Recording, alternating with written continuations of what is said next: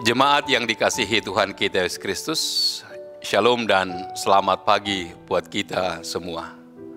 Sebelum kita melakukan aktivitas kita hari ini, marilah kita terlebih dahulu mendengar firman kehidupan di pagi hari ini, Jumat 25 Februari 2022, yang tertulis dalam Amos 5 ayat 6. Carilah Tuhan, maka kamu akan hidup, supaya jangan ia memasuki keturunan Yusuf bagaikan api, yang memakannya habis dengan tidak ada yang memadamkan bagi Betel. Demikian firman Tuhan. Tema firman kehidupan di pagi hari ini adalah carilah Tuhan, sumber kehidupanmu. Saudaraku yang dikasihi Kristus, Nabi Amos bernubuat ketika Uzia menjadi raja di Yehuda dan Yerobeam II menjadi raja Israel. Yerobeam kedua memerintah Israel dalam suasana damai, tanpa perlu khawatir ancaman militer yang serius. Israel menjadi bangsa yang kaya. Banyak orang menjadi kaya, membangun rumah yang bagus, dan berpesta pora. Namun orang kaya tidak memakai kekayaan atau pengaruh mereka untuk menolong sesama. Sebaliknya, mereka semakin serakah, menipu orang jujur, dan membebani orang miskin dengan pajak yang berat. Umat tetap melakukan perayaan-perayaan keagamaan, tetapi Tuhan mulai bosan dengan peribadahan mereka yang pura-pura. Tuhan menghendaki mereka memperlakukan sesama dengan adil dan setia hanya kepada Tuhan. Amos adalah seorang peternak domba dan pemungut buah ara di dekat kota kecil Tekoa yang terletak di selatan Yerusalem di kerajaan selatan daerah Yehuda. Tuhan memilih Amos menyampaikan firman Allah kepada umat dan para pemimpin kerajaan utara, yakni Israel. Amos diutus untuk memberitahu umat Israel bahwa Tuhan akan menghukum mereka, sebab kaum kaya dan penguasa negeri itu merampok kaum miskin dan memperlakukan mereka dengan tidak adil. Selain itu, banyak umat dan para imam menyembah ilah lain di tempat-tempat ibadah yang didirikan oleh raja-raja Israel. Pemberitaan Amos juga berisi kata-kata penghukuman terhadap negeri tetangga Israel dan Yehuda. Tugas dan panggilan Amos menjadi tugas dan panggilan kita untuk menyuarakan kebenaran dan keadilan. Di dalam ayat 6 tadi dikatakan, carilah Tuhan, maka kamu akan hidup. Mereka mencari Tuhan dengan pergi ke Betel, Gilgal, dan Beersheba, yaitu tempat penyembahan dan tempat mempersembahkan korban syukur kepada Tuhan. Namun meskipun mereka pergi ke tempat itu, firman Tuhan mengatakan kepada mereka, carilah aku. Umat Israel berpikir jika sudah menyampaikan korban syukur dan melakukan perjalanan ke tempat suci Allah, sudah dapat dikatakan mencari Tuhan. Nyatanya, Tuhan tidak menerima pujian dan persembahan yang mereka berikan, sebab yang mereka lakukan bukanlah dari segenap hati dan imannya. Tuhan menghendaki agar orang melakukan kehendaknya, melakukan kebenaran dan keadilan dalam hidup sehari-hari. Tuhan mengecam perbuatan umat Israel yang tidak lagi mencari kehidupan dari Tuhan, tetapi justru mencari kebinasaan. Mereka beribadah kepada Tuhan hanya kebiasaan dan formalitas saja. Sebab dalam kehidupannya tidak terlihat lagi sebagai umat yang takut akan Tuhan.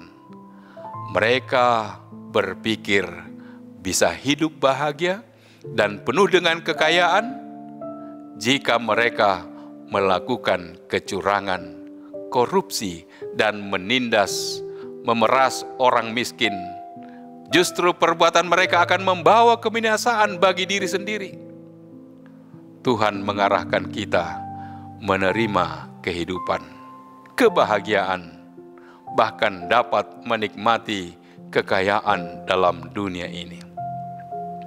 Tuhan memberikan kita kebebasan untuk berusaha, berpikir dan berbuat atas kehidupan ini. Namun tidak menjadi sesuka hati kita menjalani hidup ini. Walaupun kita berusaha, berkat hanya berasal dari Tuhan. Jika kita ingin memiliki berkat dari Tuhan, maka kita akan mencari mana yang benar, adil. Carilah mana yang berkenan di hadapan Tuhan. Kebaikan dan kejahatan yang kita lakukan, baik dari perkataan dan perbuatan, serta dalam hati sekalipun, tidak terlepas dari pengetahuan Allah yang harus kita pertanggungjawabkan. Sebab firman Allah hidup dan kuat dan lebih tajam dari pedang bermata dua manapun. Ia menusuk amat dalam sampai memisahkan jiwa dan roh, sendi-sendi dan sumsum. Ia sanggup membedakan pertimbangan dan pikiran hati kita. Tidak ada suatu makhluk pun yang tersembunyi di hadapannya. Peribadahan secara seremonial adalah kecenderungan mempengaruhi banyak orang pada zaman ini, yang hanya mencari kepuasan hati dan diri sendiri, bukan mencari dan menyenangkan hati Allah. Mencari pengkhotbah yang kondang, terkenal dan menarik, memilih tempat beribadah yang besar dan nyaman, sehingga berlomba untuk membangun gedung gereja yang besar dan megah, bersaing untuk mendapatkan jabatan dalam struktural organisasi gereja, dan lain sebagainya.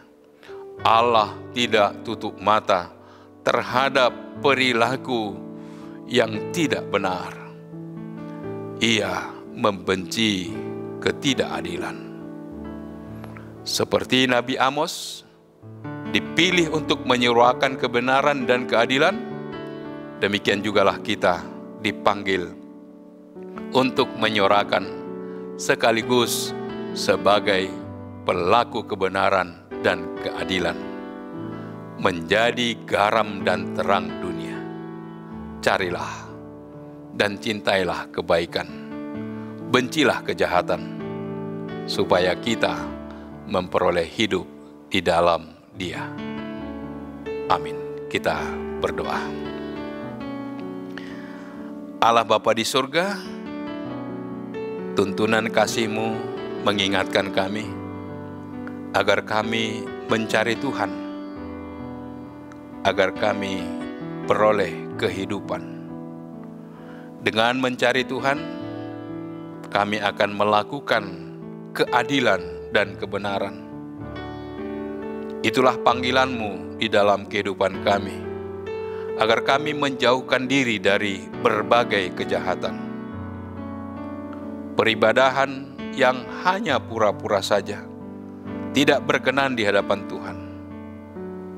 Biarlah peribadahan kami benar-benar memuji, memuliakan kebesaran nama Tuhan, benar-benar mendengar apa yang Tuhan inginkan kami lakukan dalam kehidupan kami sehari-hari. Ya Bapa, tuntun kami, ajar kami untuk senantiasa mencari Engkau. Dengan mencari Engkau, kami mencari kehidupan. Engkaulah ya Tuhan yang menuntun kami dalam aktivitas kami satu hari ini. Terpujilah nama-Mu. Dalam nama Yesus kami berdoa dan mengucap syukur. Kasih karunia dari Tuhan kita Yesus Kristus, kasih setia dari Allah Bapa, serta persekutuan dengan Roh Kudus, kiranya menyertai kita sekarang kekal sampai selama-lamanya. Amin.